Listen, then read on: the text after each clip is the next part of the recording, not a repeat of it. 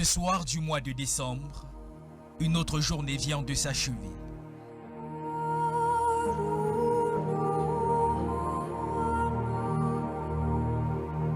Sous le ciel du quartier Kolmitag, la tranquillité que dégagent les ruelles contraste avec l'atmosphère qui règne chez certains habitants du coin. Tourmenté, c'est l'état d'esprit dans lequel se trouve la famille et les proches d'Eyimi Marcel. Marcel a 45 ans et gravement malade. Celui qui hier parcourait les cabarets et autres lieux de spectacle est désormais méconnaissable.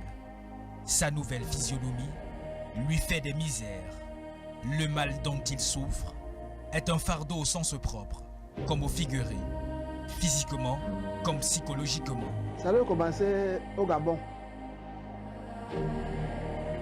Donc il me disait toujours qu'il a mal au pied, mal au pied, mal au pied. Donc un jour, sa femme m'appelle. Elle me dit que maman, il t'envoie ton fils, il est malade. Je lui ai dit, ouais maman, s'il est malade, envoie-le, il n'y a pas de problème. Nous sommes partis le prendre à l'aéroport, croyant qu'on pouvait faire quelque chose. Arrivé ici, on a vu que ça allait passer, c'était gros, pas jusqu'à ce niveau-ci. On a commencé par la léproserie à Djibamba. On est arrivé là-bas, on a fait peut-être même 8 mois là-bas. On donne rendez-vous, faites ceci, faites ceci, faites ceci. On achète même les trucs de porter plus les pieds. Qui prend les remèdes, il met les pieds en haut. Il met les pieds en haut, toujours comme ça, toujours comme ça. On a vu que ça n'allait plus. Ça ne l'avançait pas.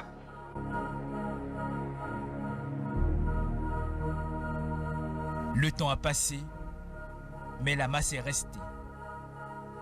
Marcel, qui peine à articuler, réussit difficilement à décrire ce poids qu'il traîne. C'est pas ce qu'on a fait.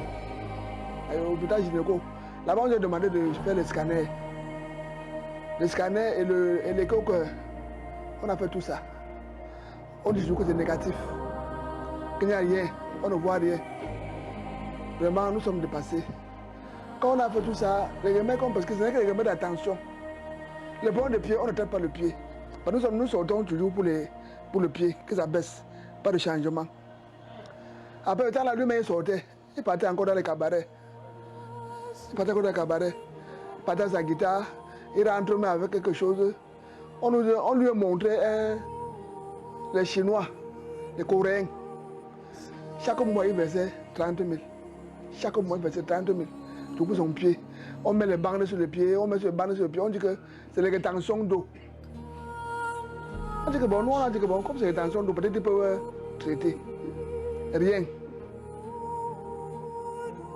Ses proches ne comprennent pas cette maladie qui retient captif l'un des leurs. Plongé dans les ténèbres de la maladie, Marcel, à son retour au Cameroun, a frappé à toutes les portes possibles à la recherche de solutions et en quête d'une délivrance. C'était un an de cela, j'étais chez les Américains avec lui.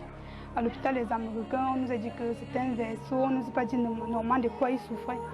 On nous a seulement dit qu'il y a certains vaisseaux à l'intérieur de son pied et que ça peut s'éclater d'un moment à l'autre, on ne sait pas. Donc on a essayé d'acheter des médicaments là-bas, mais rien, ça n'a pas suivi. Alors, les médicaments étaient tellement coûteux, mais on se battait quand même parce qu'on avait espoir qu'il devait retrouver la guérison. Mais on n'a pas pu retrouver la guérison. Après, on nous dit que les pièces, c'est tradipraticien qu'on va traiter. Tradipraticien, je me suis bien dit que donne-nous 200 000. On part dans les réunions péter l'argent. La famille cotise. On fait tout. Tous les deux côtés de la famille, on a tout fait. On cotise, on voit que ça ne change pas. On m'envoie au village, à Bassamba. Je pars à Bassamba. On dit que le père là que tu vas partir à Bassamba, il va seulement lever. Ça va partir. On part là-bas, on est venu là-bas, il dit que il va traiter et ça va changer. Il prend sa part d'argent, il ne fait rien. De désillusion en désillusion, sa maman ne sait plus où donner la tête.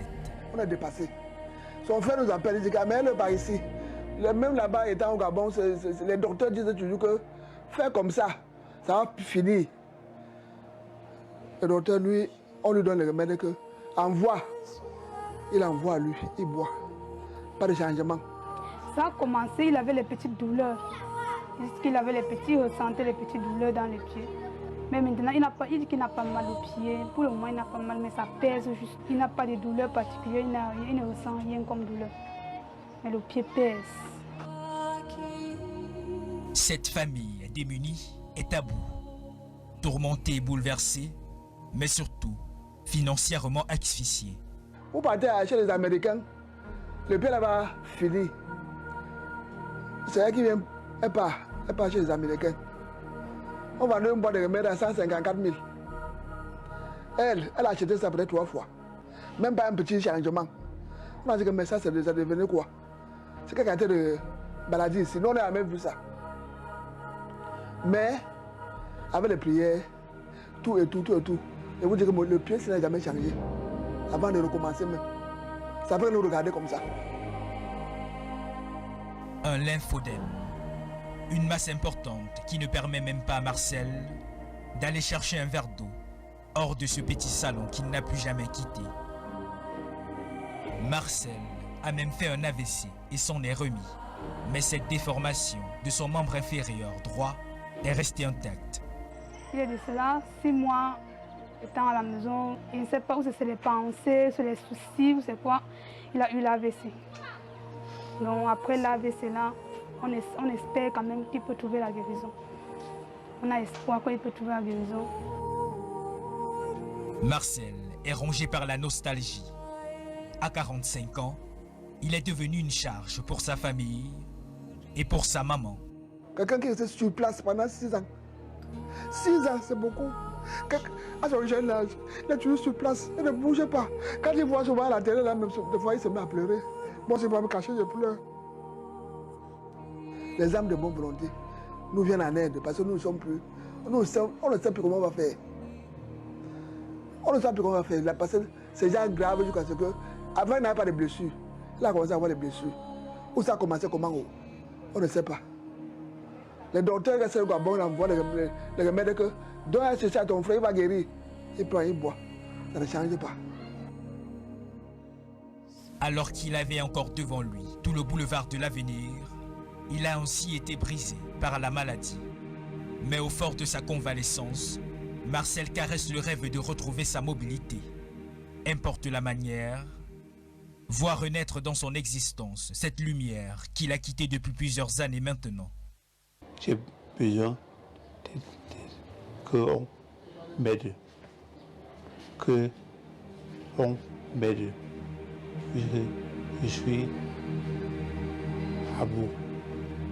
Je suis dépassé.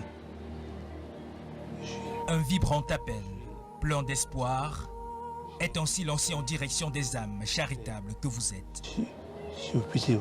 Que Dieu mette la main, je ne sais pas quoi dire, on a déjà fait toutes sortes de qualités de remèdes. On est dépassé.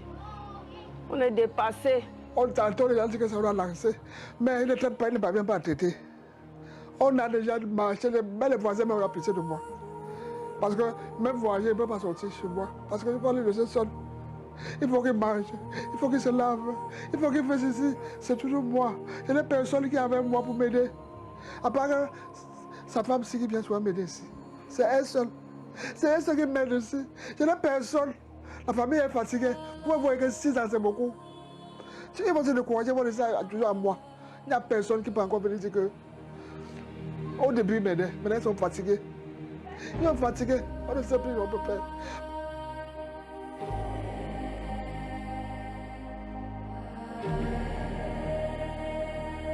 Marcel appelle à notre aide. Marcel a besoin de nous.